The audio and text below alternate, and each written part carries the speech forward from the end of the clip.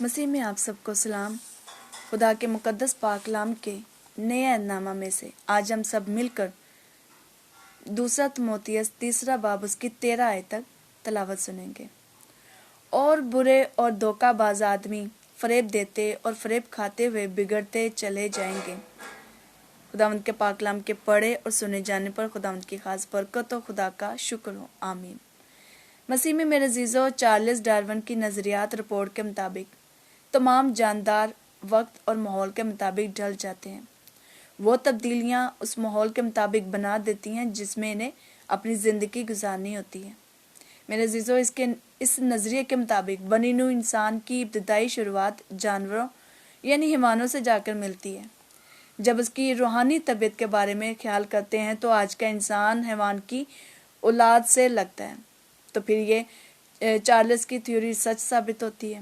آدم اور حوا نے جب نیک اور بد کی پہچان کے درخت سے کھایا تو خود کو بے حس حیوان کے ساتھ منسلک کر لیا۔ اور اسی بات کو دوسرے پطرس دوسرا باب اس کی 12 آیت میں اور زیادہ نمایاں بیان کیا گیا کہ لیکن یہ لوگ بے عقل جانور کی مانند ہیں جو پکڑے جانے اور ہلاک ہونے کے لیے حیوان مطلق پیدا ہوئے ہیں۔ جن باتوں سے ناواقف ہیں ان کے بارے میں اوروں پر لعن طعن کرتے ہیں، اپنی خرابی میں خود خراب کیے جائیں گے۔ میرے عزیزو، جب سے انسان عدن میں گناہ کا مرتکب ہوا ہے، اس کی روحانی زندگی مسلسل تباہی کی طرف بڑھ رہی ہے، اور حیوان کی خصلت انسانوں میں دن بدن بد سے بدتر ہوتی جا رہی ہے۔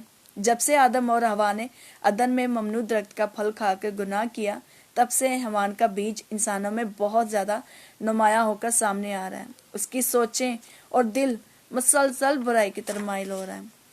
اور اسی بات کو اور مزید ہم دیکھیں گے، پیدائش 6 باب اس کی 5 آیت میں لکھا ہے، اور خداوند نے دیکھا کہ زمین پر انسان کی بدی بہت بڑھ گئی اور اس کے دل کے تصور اور خیال سدا برے ہی ہوتے ہیں۔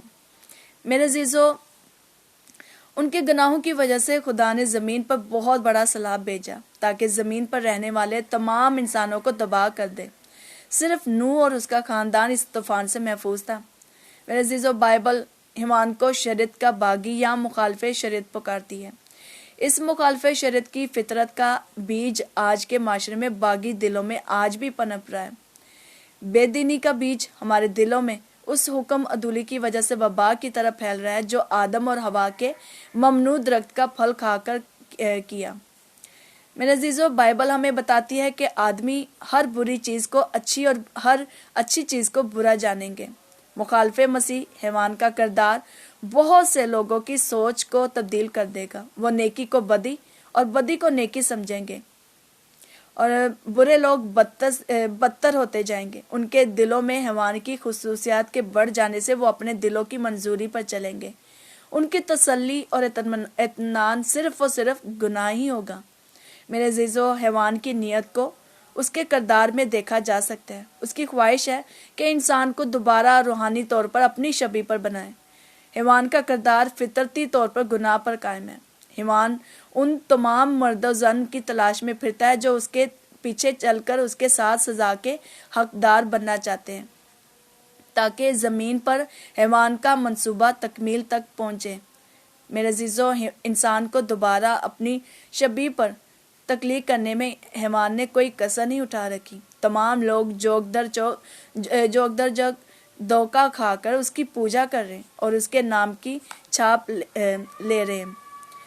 ارتقاء کی تھیوری یا نظریہ حیوان کے مشن اور دھوکے کی بہت بڑی کامیابی ہے۔ میرے عزیزو، یہ نظریہ بائبل کے مطابق مخالف مسیح کی طرف سے دیا گیا ہے، اور ابلیس کی بائبل اور بائبل مقدس کے خلاف ہے۔ یہ گستاخانہ کتاب ہے جس میں تاریکی کی قوتوں کے بہت سے اصول درج ہیں، جہاں پر تکبر کو لافانی طاقت، جادو، ہوس پرستی اور لالچ کو پوجا جاتا ہے۔ تاہم ارتقاء کا نظریہ سب سے زیادہ گمراہ کرنے والا ثابت ہوا، جس کی وجہ سے بہت سے لوگوں نے اس بات کو مان لیا کہ وہ حیوان کی نسل سے ہیں۔ اژدہا کی دم کی کہانی نے بہت سے لوگوں کو ذہنی طور پر تباہ کر دیا کہ وہ حیوان کی شبیہ پر بنے ہیں۔ ارتقاء کے نظریے کے مطابق صرف دم ہی ہے جس کی وجہ سے انسان اور اس کے آباء و اجداد میں فرق آتا ہے۔ میرے عزیزو، اس نظریے نے انسان کو اس حد تک گرا دیا کہ وہ حیوان کے درجہ تک آ پہنچا۔ ارتقائی نظریہ یہ بتاتا ہے کہ کئی صدیوں کی تبدیلی کی وجہ آج کا انسان اپنی موجودہ شکل و صورت کا حامل ہوا ہے۔ دراصل میرے عزیزو، اس ارتقائی تھیوری کو مخالف مسیح کی طرف اشارہ سمجھنا چاہیے، کیونکہ یہ نظریہ حیوانی فطرت اور حیوان کے کردار کی طرف اشارہ کرتا ہے۔ جیسے ہم ابلیس یا شیطان کے نام سے جانتے ہیں، ان ابلیسی خصوصیات میں سے چند ایک آدم اور حوا کی زندگی میں اس وقت ظاہر ہوئے جب دونوں نے ممنوع درخت کا پھل کھا کر نافرمانی کی۔